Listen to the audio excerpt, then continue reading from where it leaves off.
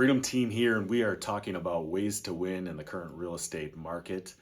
One of the ways that we are observing our clients win is by choosing a mortgage product that has renovation costs built into the mortgage or added into the mortgage.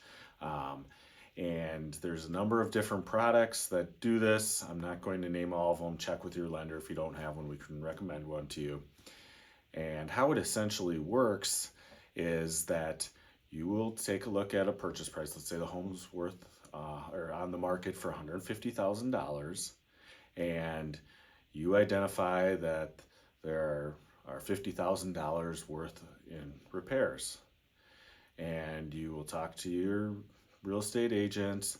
They'll give you an idea of what that could be worth with the outline of the 50,000 repairs that you plan to do, and give you an idea of what it'd be worth.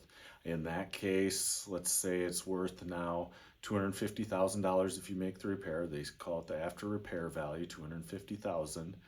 Then in that scenario, if your lender could give you 80% loan to value, a lot of these products offer percentages somewhere in that you could have $200,000, 150 of which to purchase the home and the remaining portion to put into repairs.